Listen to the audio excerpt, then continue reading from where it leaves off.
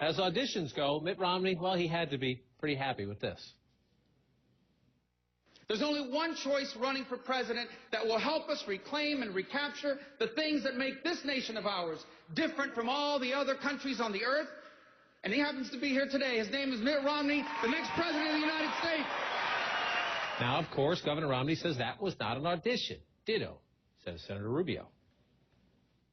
I don't think I have any comments on qualifications for individuals to serve in various positions in government at this stage. That's something that we're going to be considering down the road as we consider various potential vice presidential nominees. I'm not talking about that process anymore. But truth be told, Governor Romney had to love getting some love. After all, there's been more than a little grumbling and complaining of late about the man who is all but certain to be the Republican presidential nominee. In finally endorsing Romney, for example, the former New York City Mayor Rudy Giuliani said he wished Newt Gingrich had fared better. But I think that Mitt has won fair and square. I mean, he's proven he's the most effective Republican. Not exactly bubbling with enthusiasm there, right? Pretty much the same for the Indiana Governor Mitch Daniels. He came on board Team Romney last week, but said, in his view, the key for Republicans is to speak more passionately and directly to those still struggling to make economic gains. Then he went on to say, quote, Romney doesn't talk that way. That was Daniels talking to the Indianapolis Star. Again, talk about a ringing endorsement. The former GOP contender John Huntsman is a little kinder, telling the Harvard Crimson, I think Romney will show leadership on the economy. But on the trust deficit, Huntsman says, quote, I don't see a whole lot of leadership. At least Huntsman has endorsed Romney. Rick Santorum is out of the race, but still officially joined Team Romney. Same for Michelle Bachmann. And, of course, Newt Gingrich and Ron Paul are still active candidates, despite the inevitable. You don't quit because you happen to be behind. You want to see how you do. And who knows, maybe somebody will stumble. Congressman Paul is actually pretty kind when he's asked about Governor Romney. The Romney campaign doesn't worry much about the Texan staying in the race. But truth is, it would like a little more love from the rest of the party. Here tonight to talk truth, CNN senior political analyst Ron Brownstein, advisor to the Romney campaign Kevin Madden, and the CNN political contributor and Democratic strategist Donna Brazile. Mr. Madden, to you first. Why is this taking so long? Why do people, when they come on board, add their little mumble under the breath, but he could be better at this, or but I wish it were Newt, or but Well, I think a lot of it has to do with the stage of the race that we're in right now. I mean, Governor Romney has still yet to get the nomination officially, so we're coming towards the end of the nomination process, and I think this is a lot of this is a result of the fact that we are at the very end now. Now this is why this is a very critical time during the campaign, particularly as Republicans, is what are we going to do to bring the party together, and how are we going to get beyond litigating our differences and focus on what unites us as a party and how we can take the fight to our collective opponent, Barack Obama and the Democrats and their policies. And I think that's what's happening. And I think I would point to the remarks of Marco Rubio, who was very enthusiastic, is representative of what a lot of the people, I think, across the party are feeling right now. Now, in our history, going back 20, 25 years now, it is often in presidential years your party that has this problem, has the healing problem after. Not this time.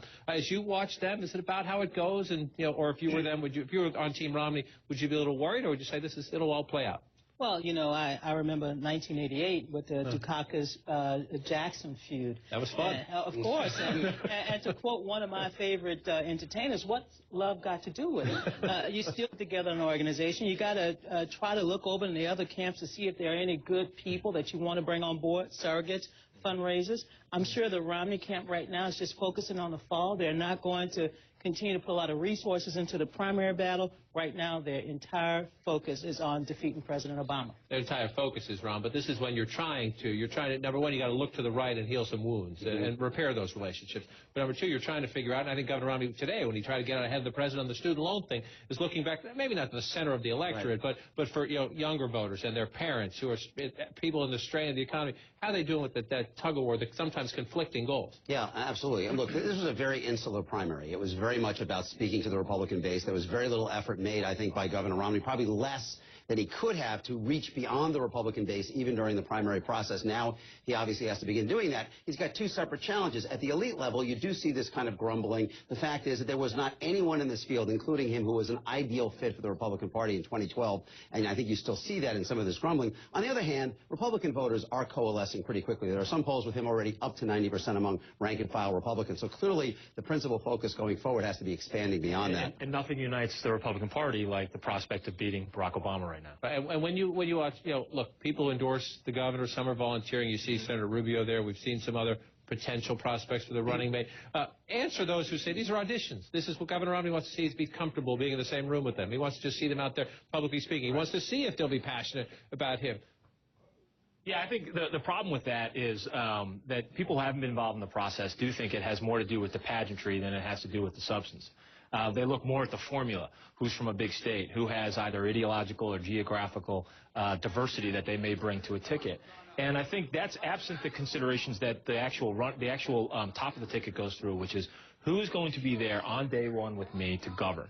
This is my first decision. A nominee has to think, this is my first decision as a potential president. What kind of message do I want to send to the American people? That, I think, is much more. We don't put enough of a premium on that when we play the beefsteaks. You guys stay put. Go ahead. No, I just, I'm animated always about beat Obama. You got to beat someone with something. And right now, we don't know what that something is, because Mitt Romney is still trying to define who he will be now that he is going to be the presumptive nominee. So it's interesting. I'm watching. That's what we're going to talk about. You guys stand put. We'll talk about that when we come back. Aaron Burnett up front, coming up at the top of the hour, though.